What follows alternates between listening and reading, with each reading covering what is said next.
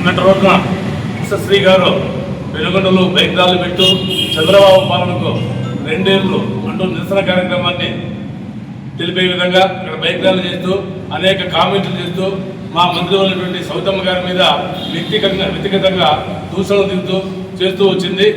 కాకపోతే మా మంత్రి సౌతమ్మ గారికి ఉషశ్రీ చరణ్ గారికి మా మంత్రి సవితమ్మ గారి కాలి కోటికి కూడా సరిపోదు. అటువంటి ఆమె మా మంత్రి గారి మీద అనేక కామెంట్లు చేస్తూ అన్నా క్యాంటీన్ ఎక్కడ రన్ చేసింది, మంత్రి ఏదో ప్రతి బ్రాందీ షాపు మీద 10 రూపాయలు పెట్టి తాగేస్తుంది అని చెప్పి వ్యక్తిగత కామెంట్లు చేస్తుంది. మా మంత్రి గారికి బ్రాందీ షాపులకు ఎటువంటి సంబంధం ఉందా?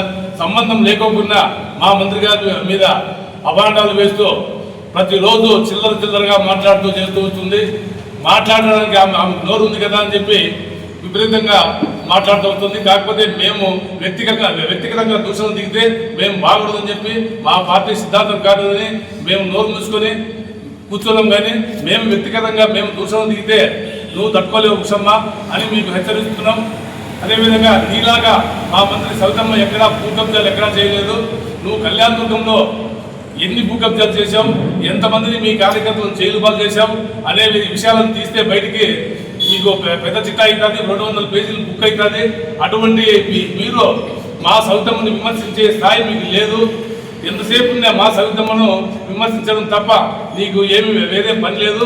ఏదో పని కల్పించుకొని ఇక్కడ విమర్శించడానికి బెంగళూరు నుంచి ఇక్కడ వస్తుంటావు. కానీ లేకపోతే నువ్వు ఇక్కడ నుంచి చేసింది ఏం లేదు, ఉరగబెట్టింది ఏం లేదు.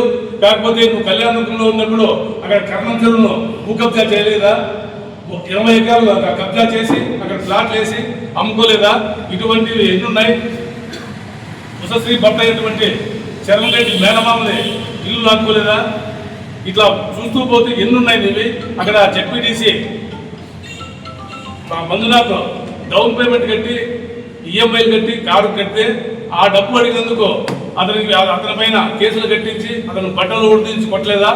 ఇవన్నీ నువ్వు చేసే అరాచకాలు అన్నీ ఇన్ని కావు. ఈ నియోజకవర్గంలో నువ్వు చేస్తూ ఉండేది ఎన్ని చేసినా కూడా ఈ నియోజకవర్గంలో నీకు డిపాజిట్ రావు. అసలుకో నువ్వు ఇక్కడ గెలిచేది లేదు, చచ్చేది లేదు.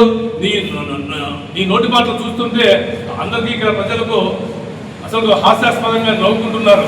నువ్వు చేసేదైతే ఈ నియోజకవర్గానికి ఏమీ లేదు. కానీ నీ మాటలు మాత్రం వచ్చి ఏదో ఒక రోజు వస్తావు, 15 రోజులకు నెల రోజులకు వస్తావు, ఏదో ప్రోగ్రాం పెట్టుకొని మా సవితమ్మ మీద అభాండాలు వేసేదే కానీ నువ్వు చేసిందైతే ఏమీ లేదు. నీ చెట్టూరు జెడ్పీటీసీ మంజునాథ్కు ఈఎంఐ కట్టి కారు తీస్తే ఆ డబ్బులు అడిగినందుకు అతను కటకటాలు చేసిన నీచ సంస్కృతి నీది కాదా?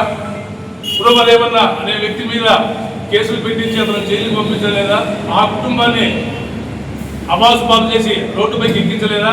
ఇటువంటి నీచ సంస్కృతి ఇకనైనా మానుకొని రాజకీయం చేయగానే నువ్వు ఇట్లాంటివన్నీ చేస్తూ వస్తే ఇక్కడ ఎవరు ప్రజలు ఎవరు ఇక్కడ హర్షించాలని చెప్తూ